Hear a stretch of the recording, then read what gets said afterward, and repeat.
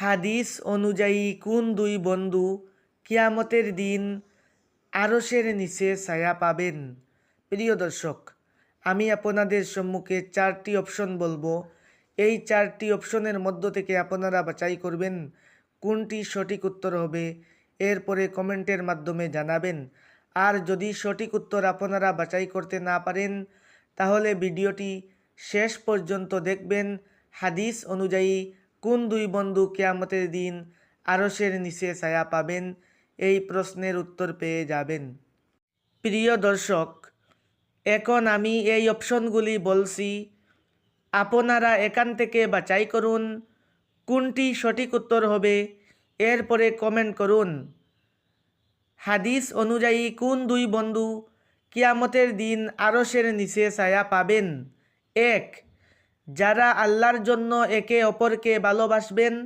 2. যারা দ্বীনের ব্যাপারে একে অপরের সহায়ক হবেন। 3. যারা বিপদে একে অপরকে সাহায্য করবেন। 4. যারা একে অপরকে জ্ঞান অন্বেষণে সাহায্য করবেন। প্রিয় দর্শক, এই 4টি অপশনের মধ্য থেকে কোনটি আপনার সঠিক উত্তর মনে হচ্ছে তাড়াতাড়ি কমেন্ট করুন। আর যদি সঠিক উত্তর বের করতে না পারেন তাহলে এক্ষুনি আমি এই প্রশ্নের উত্তর দিচ্ছি, দেখতে থাকুন। হাদিস অনুযায়ী কোন দুই বন্ধু কিয়ামতের দিন আরশের নিচে ছায়া পাবেন? এই প্রশ্নের উত্তর হবে নাম্বার 1, যারা আল্লাহর জন্য একে অপরকে ভালোবাসবে সেই দুই বন্ধু আরশের নিচে ছায়া পাবেন। আশা করি উত্তর পেয়েছেন।